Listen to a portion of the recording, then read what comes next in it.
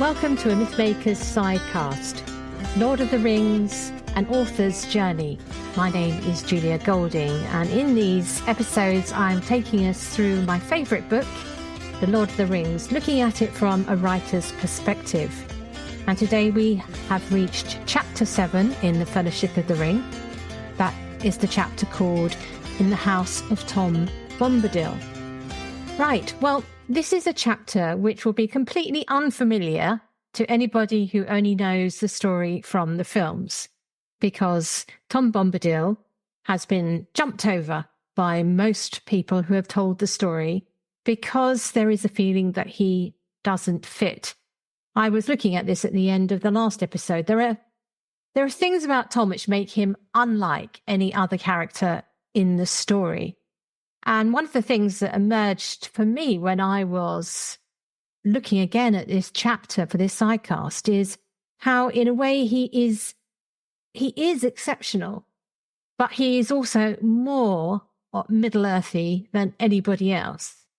And so I've got a renewed appreciation for him.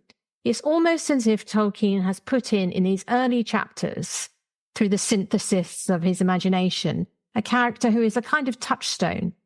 Because you remember, all the elves want to go west. That's their ultimate destination. They may love Middle-earth, but they're not here for the duration. They're heading out. Whereas Tom, as we see, is in a way the first and last of everything that goes on in Middle-earth, the Alpha and the Omega. And those religious overtones, I think, are entirely deliberate. Anyway, let's think about it in terms of where we are in the story. So we're emerging from the frightening episode with the willow tree, and also a rather spooky journey through the old forest because Tom Bombadil has gone ahead.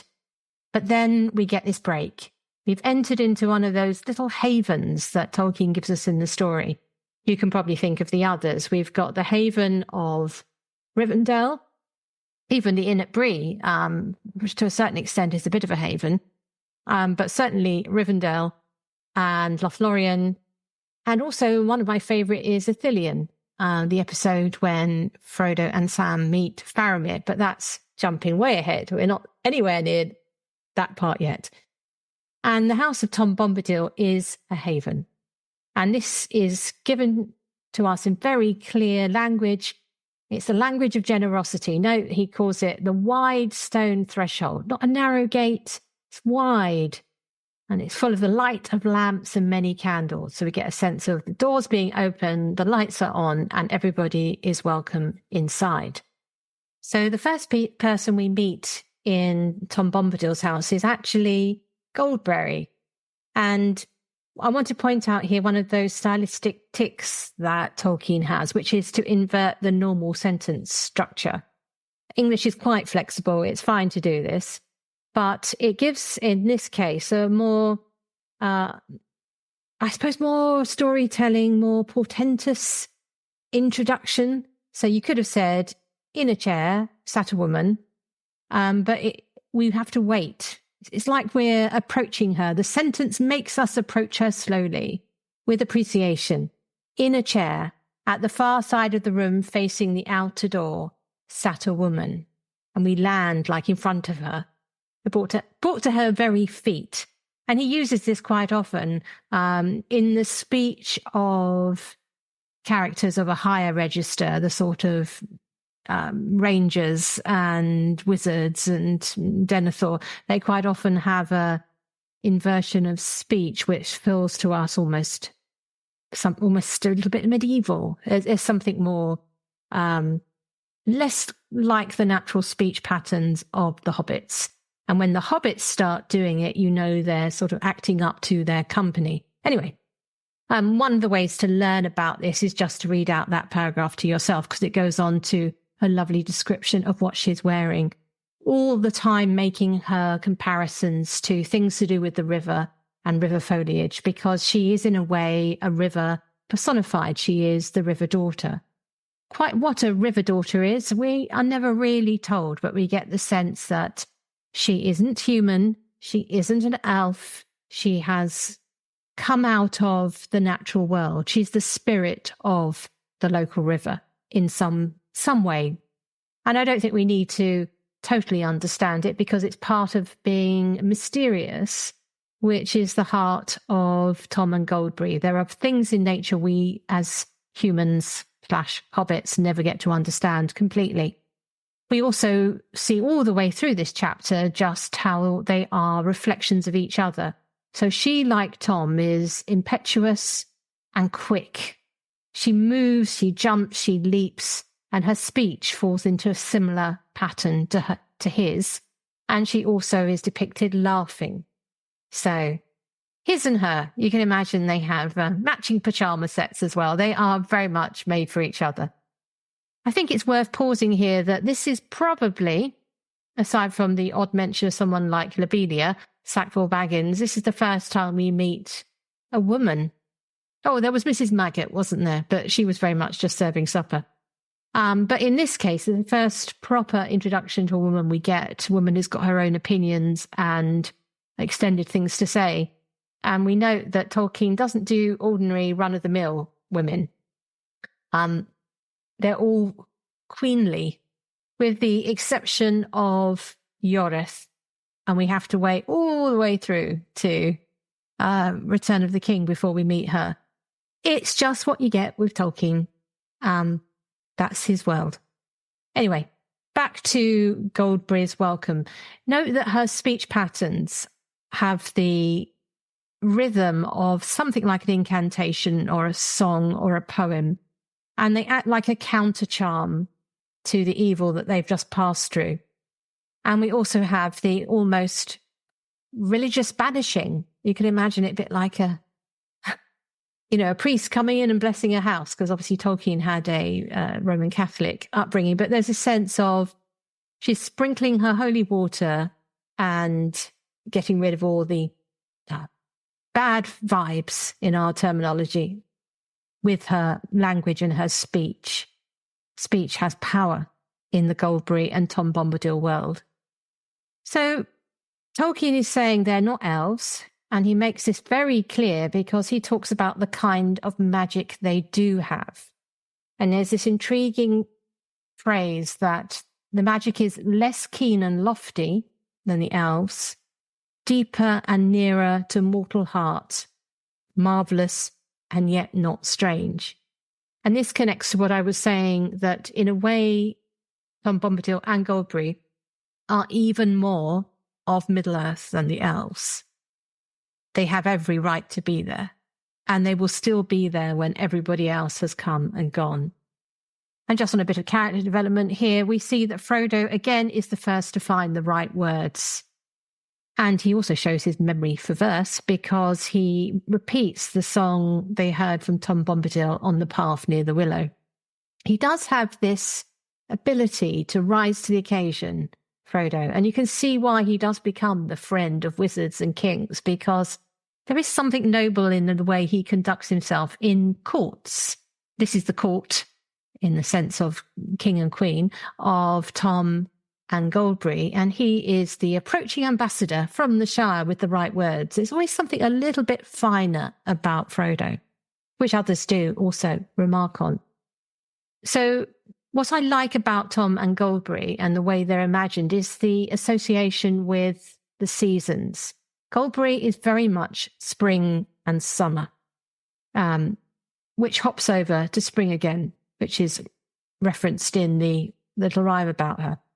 There's almost a sense that if you went to see her in winter, would she be awake? Would she be there? Would she be hibernating? She's associated with those seasons. So she's surrounded by the last of the lilies.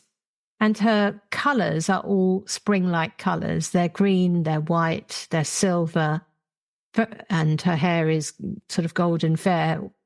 These are the colours which we also will associate with Galadriel. There's a little bit of a repeat going on here. But the effect with her isn't the ethereal starlight feel of a Galadriel. It's very much a spring and earthy feel. And Frodo asks her, because she seems friendly and approachable and has got rid of their fears, They ask the key question that hovers over this chapter and will come up again, which is, who is Tom Bombadil? Now, critics have been trying to answer this one for many years. And of course, one answer is, well, Tom Bombadil is a character based on a children's toy made who was entered into the story by Tolkien to please his family. Yeah, that's one perfectly reasonable answer. But in terms of the lore, Tom Bombadil is, I think we're coming to see, the voice of Middle-earth. Is like the natural world personified, speaking out in a way that no other character does. And Goldberry's answer is almost biblical. Well, it is biblical because her first answer is, he is. Now, if you know your Genesis and your Bible, that I am, he is attributed only to God. So it's probably, maybe Tolkien thought, hang on a minute, I don't want to go too far down that road. So Goldberry goes on to give it a bit of a gloss. She says that he is master of wood, water, and hill, a bit like Adam and Eve. In fact, there's something very Adam and Eve-y about the two of them. A bit like Adam, he's in charge, but he doesn't possess. He's in charge of the garden, but he's there to tend it and name it and talk to it, but he's not there to exploit it or possess it. And that lack of the hold of worldly goods over him is what makes him truly free. And what you're seeing here is a version of living which is in harmony with nature and is totally free. It's a beautiful image of the possibility of living in the natural world in balance. So that his mastery is absolutely the opposite kind of mastery to Sauron, which is all about possessing. And Sauron's ring makes the person who wears it want to also possess, like a dragon, acquire everything, swallow it up in themselves. Whereas Tom Bombadil wants everything to be their own thing.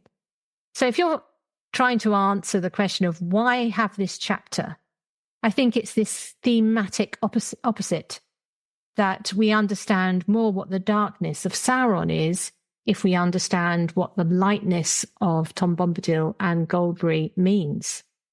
So I said that Goldberry is here associated with spring and summer. We also get Tom coming in associated with autumn. He moves with the season. He comes in crowned with autumn leaves. And also note the rhythm of everything he says and the simple nouns and plain adjectives that he uses. They're just colours and the word ripe for the apples. It all seems incredibly wholesome. There's nothing sophisticated. It's rustic.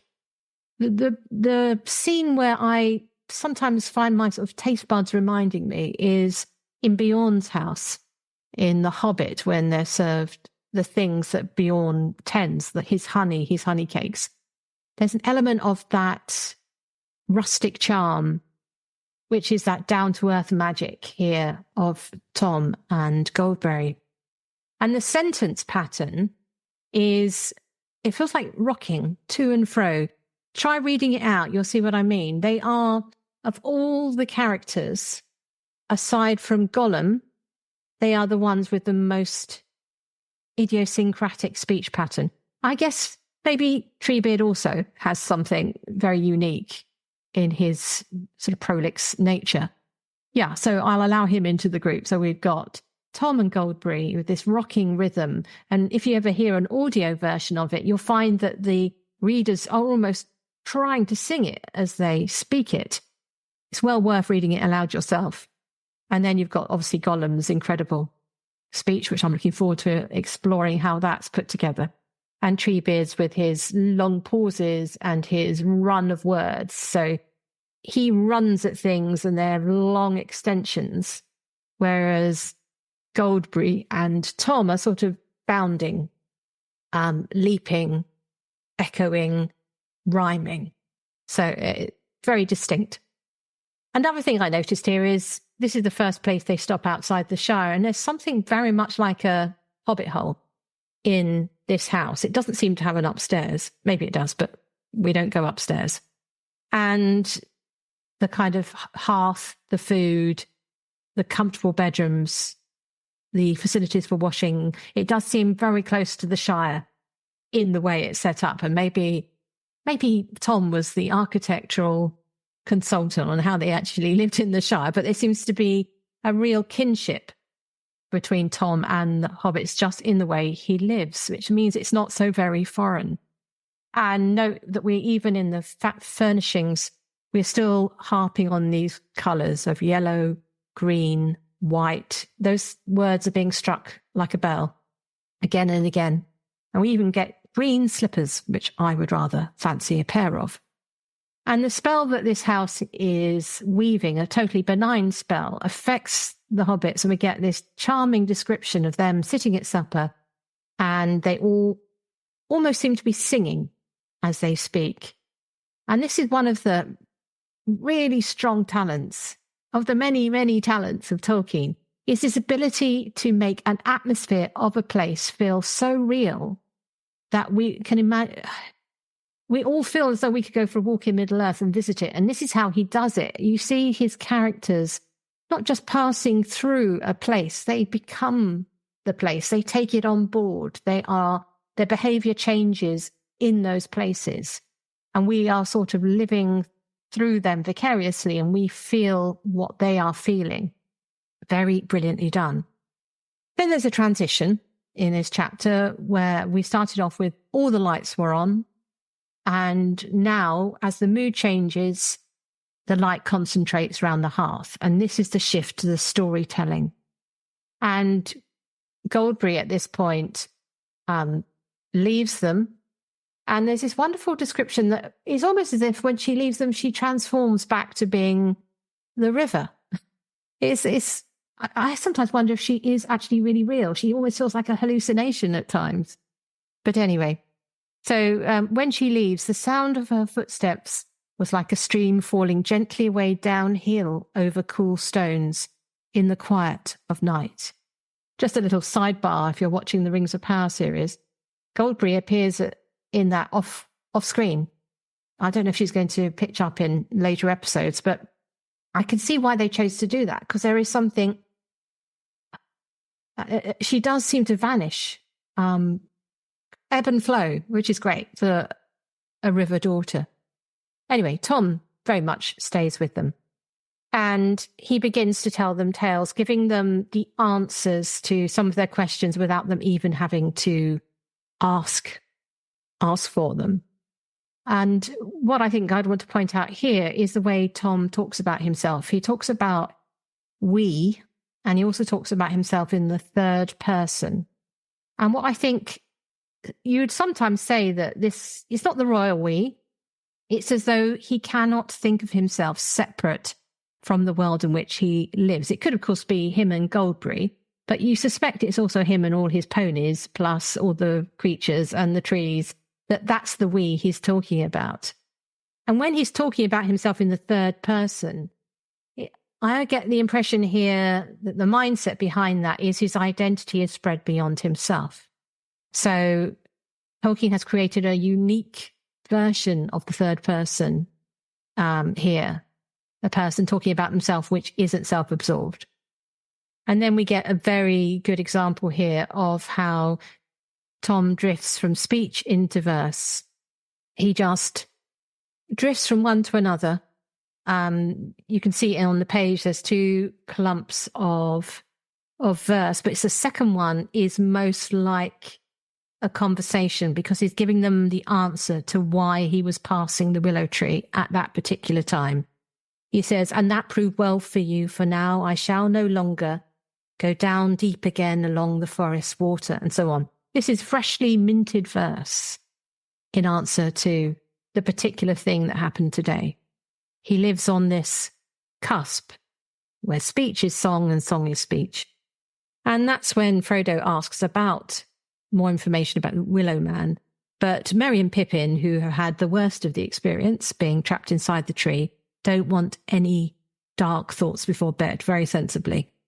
And Tom agrees with them and he sort of sends them off to bed. And note what he does here is a bit like the charm that Goldberry wove when they first arrive. He does this thing where he speaks in imperatives to them. He tells them to sleep till the morning light, rest on the pillow. And those kind of imperatives, particularly the double one, two things where he says, do this, do that. He uses that same formulation to quell the willow tree and to defeat the barrow wight. It's like, it's the way he exercises his power. Do this, do that. But not, it always seems not bossy. It's just, oh yeah, that's the right thing to do. That's the sane, good thing to do. So it's no, I think it'd be a jolly good idea if you go up to bed now. It's right, go up to bed. Heed no nightly noise. So now we get the break between the 2 days that we spend in Tom's house. And that is the nighttime dreams. Tolkien often uses dreams to foreshadow and reflect on the themes in his story. And this is one of them. It's actually one of the most extended of them because we get 3 of the Fellowship having a dream. Frodo's dream is different because he dreams of Gandalf escaping from Isengard, but we don't know the meaning of this until later. We don't know who exactly is escaping, though there are some elements here which would lead us to think of it as being Gandalf. And we don't really know anything about Isengard at this stage, so it's a glimpse of a teaser for what's going to come later, and possibly a hint at why Gandalf isn't there. We also learn it doesn't happen on the same night as the events happen, so it's a dream that comes to him later, after the events have happened. But it's a way of connecting the different parts of the story, which, as this story does braid and spread out, dreams are one of the ways that the characters are connected. And I'm just a little side note I want to highlight here is the wonderful description of the wolves yammering. That's a great word. I don't know if that is the wolves yammer, but I know exactly what he means by that. It's probably got some great etymological origin, but the perfect word to describe the wolves of Isengard. Merry and Pippin, what's the purpose of their dreams? Well, they're both kind of PTSD dreams. Pippin dreams of twig hands and Merry dreams of drowning, although, of course, it was Frodo who had the near-drowning experience. But what this is about is to say that the power of Goldberry's words come to them like the soothing of a frightened child. And this does make us feel there is a responsible adult in the room element here. Still slightly the nursery tale for the nursery here. You don't need to worry too much because the older maternal figure saying, don't worry, no one's going to get near you, it still has the power and dispels the daytime fears. And then, of course, we get the little chuckle that Sam slept like a log, if as content as a log, if logs are contented. Yeah, we get you, Sam. Now we move into the second day. And here we get one of those delicious weather transitions that we get in Tolkien. And this is a transition to a rainy day. It's a fabulous description. Love it. But I want to just pick out one part of a sentence which sums it up, its brilliance. Frodo's looking out the window just to see if there's any hoof marks or anything like that. It's all plain and clear. There was no riders near the house. But anyway, he gets a good view of the beans. The red flowers on the beans began to glow against the wet green leaves. Now, I don't know how much sense this makes to people around the world, but Tolkien was a keen gardener. And one of the most commonly grown kind of beans here is the wonderful runner bean. There probably are other beans with red flowers, but that's the one I remember from growing up. They climb up structures like tent pole type structures, and they have a very, very solid green colour with this red colour. They're very small flowers, but Tolkien is absolutely right. On a dull day, these red flowers do glow. There's probably some light signature in them that attracts insects, pollinators.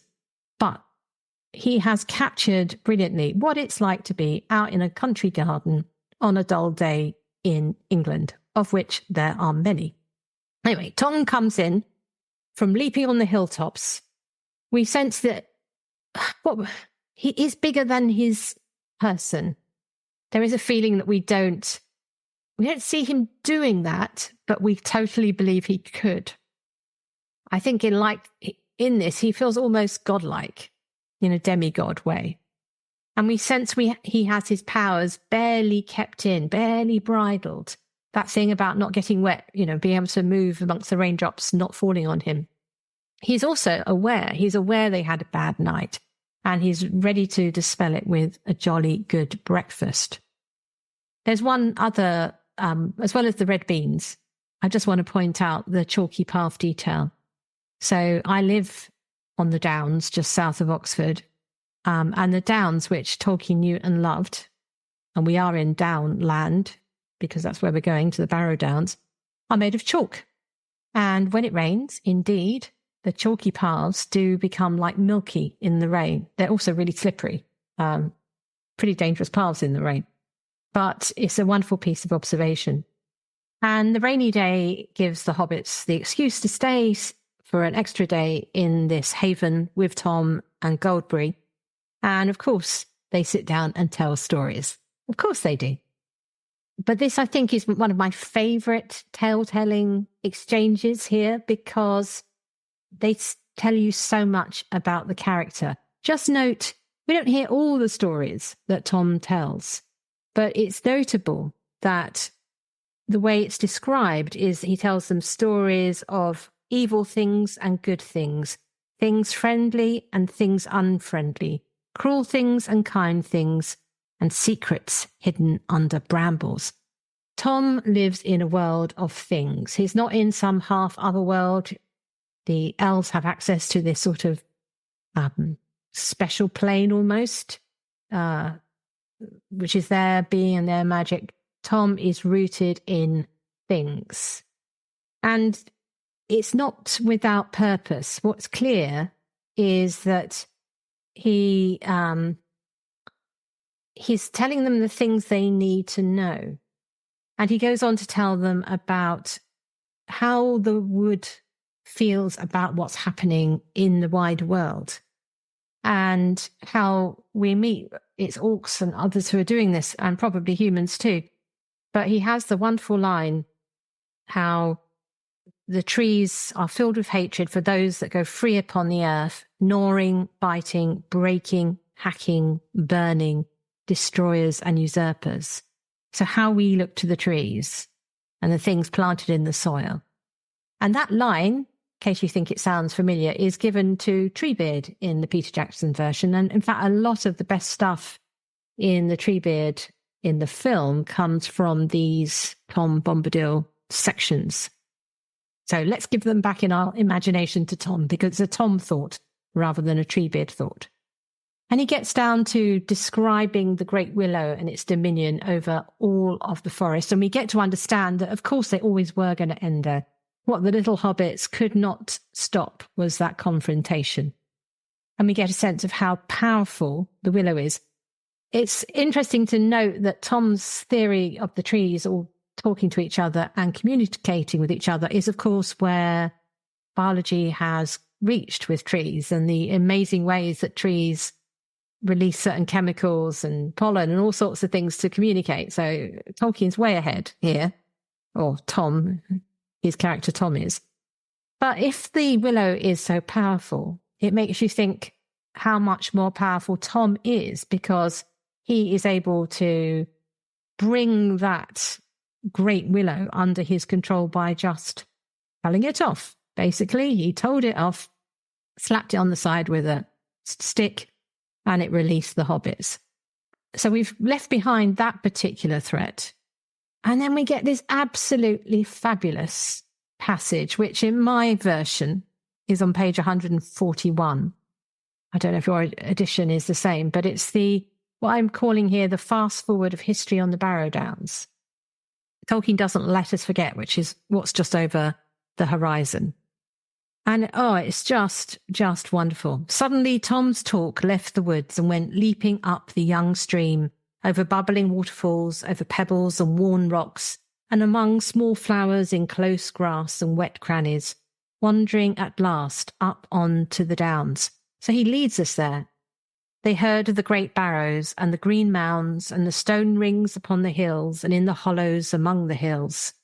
Sheep were bleating in flocks. Green walls and white walls rose. There were fortresses on the heights. Kings of little kingdoms fought together, and the young sun shone like fire on the red metal of their new and greedy swords. So here we've got the idea that the sun is young because Tom existed before the sun was made in the cosmology of Middle-earth, and that the kings are little, and their wars, which was obviously vast and of huge importance to their history and their timeline, feel small to Tom and to the Barrow Downs. There was victory and defeat, and towers fell, fortresses were burned, and flames went up into the sky. Gold was piled on the biers of dead kings and queens, and mounds covered them, and the stone doors were shut, and the grass grew over all. Sheep walked for a while, biting the grass, but soon the hills were empty again. We start with sheep, we go back to sheep. I just love this passage. In fact, we have a tradition in our family of reading Lord of the Rings to our children when they get to an age when they can appreciate it. And I always look forward to reading this passage. It's poetry. It is absolutely wonderful. And then we get the danger. A shadow came out of dark places far away, and the bones were stirred in the mound. Barrow wights walked in the hollow places with a clink of rings on cold fingers and gold chains in the wind. Stone rings grinned out of the ground like broken teeth in the moonlight. Absolutely, I'm not going to gloss that. It's perfect. Just go back and enjoy it and linger on that, because it's a wonderful sense of the history of Middle-earth, but also set within the frame where it's just a tiny episode against a much bigger world. And that is the strength of Tolkien's world building. It's all about revealing new vistas further and further away. And he goes on, it's like listening to a symphony of stories which passes from mood to mood. If you know how a symphony moves through different fast sections and slow sections, and it encapsulates so much emotion. That's what Tom's storytelling is like. And it keeps going and ends on this absolutely wonderful final note, which is, so they're going back in time. Still on and back, Tom went singing out into ancient starlight when only the elf sires were awake. And we fall into one of the most beautiful silences in Tolkien. And I love that use of silence, that words fail and everybody is just sitting there, breathless. And that's when Frodo comes in with a repeat of that question. He's been told that Tom is the master, so he uses that title, but he still doesn't understand. It feels like a kind of question that the disciples asked Jesus in the Gospels. Who are you, master? I can't think of another moment in Lord of the Rings quite like this. There is reverence for Galadriel, definitely. And Frodo, again, is the one marveling at her and her power. But that, who are you? Yeah, maybe when Gandalf comes back, there is that sense of who are you really? But this is, I think, the most powerful of all those moments. And just like with Goldberry's answer, he says, this is Tom says, only answer to that question is your name. And he adds to master eldest, which is the Lord of the Rings is full of very old things, Treebeard, elves, but Tom Bombadil is the oldest. I guess the Valar are even older because they existed before the world, but without them being around, Tom is the eldest. And then we have a transition away from this quiet, a bit like the Council of Elrond, a long section of information, more beautifully and more poetically given in this case, but and shorter. But then we get a movement to something else. we get a movement to a meal. Of course we do. And here we get a wonderful image of a very equal marriage, just set out here in laying the table. They're both weaving around each other with the ease of people who know each other very well. Note here the colouring again. Goldberry is in silver and white with shoes like fish's mail. Mail as in chainmail. You've got that heraldic feel, but it's also really earthy because it's fish, something, in a stream, you're going to get fish. So it connects to her origins, but also that male idea. It's not fish's scales, it's fish's mail, elevates her to the lady of legend. And Tom here is in clean blue with rainwash blue of forget-me-nots and green stockings, blue and green. And we can see why Tom and Goldberry seem to like the hobbits, because they're very good guests. They have honest appetites and they're happy, cheerful, and they seemingly have no guile. And we hear that Goldberry's songs here that she sings them, it's her turn for do some speaking. Her songs are described like rivers. We get a little bit more information from Tom as they have a sort of postprandial pause. And he tells the hobbits that he rates Farmer Maggot as being one of the wisest people in the Shire. And I love this touch because we are just outside the borders of the Shire, and it brings home how the Shire looks different from the outside. And we also get for the plot another important little note, which is Gildor, who is the elf they met in the Shire. He has passed word that they are travelling on their own. And this is an important plot point to link why people turn up when they do. It's not coincidence. Gildor has set the news running. And in Gandalf's absence, other people are stepping up to meet the hobbits and try and help them. And then we get one of those fascinating ring encounters. There are several during the story. We've had Gandalf, and we have the ring at the Council of Elrond, and then of course we get Galadriel and the Temptation of the Ring, and so on. These moments are pivot points, and this is a very different one to all the others because it's suggesting there is a way of understanding this story where the ring isn't a nothing. It's not important. It's not important to Tom. He says, "Show me the precious ring." It's not precious to him. He's using that, I think, almost ironically, jokingly. And he's one of the very few people to hold the ring. And it's comical and alarming. He holds it up to his eye. The Eye of Sauron is the big image of how embodied Sauron is at this stage in his existence. And here we get the blue eye of Tom looking through the circle. It's sort of scary, but funny. And then we learn that he doesn't disappear when he puts it on, which, of course, means everyone realizes that the ring has no power over him. And potentially he has no power over the ring either. It's just a nothing to him. It's not his business. And that comes up again at the Council of Elrond. That, could he look after it?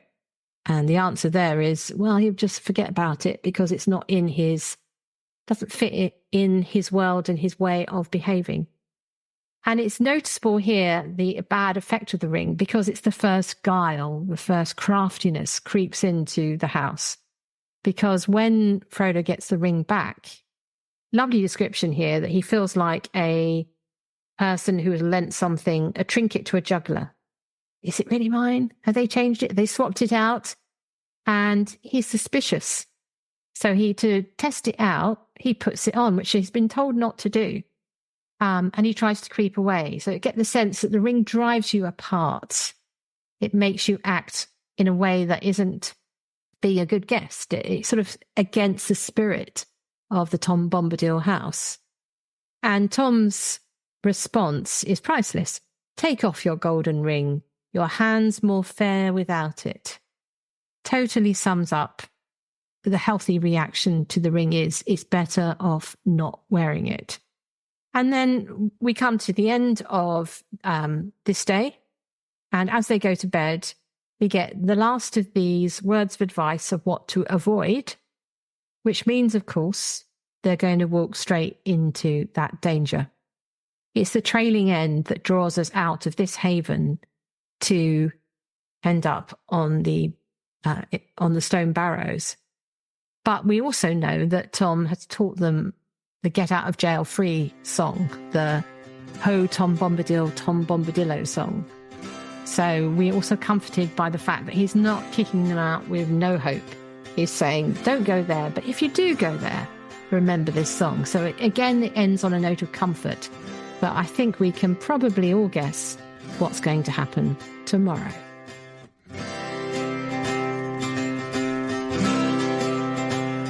Thanks for listening to Mythmakers Podcast, brought to you by the Oxford Centre for Fantasy. Visit oxfordcenterforfantasy.org to join in the fun. Find out about our online courses, in-person stays in Oxford, plus visit our shop for great gifts. Tell a friend and subscribe wherever you find your favourite podcasts worldwide.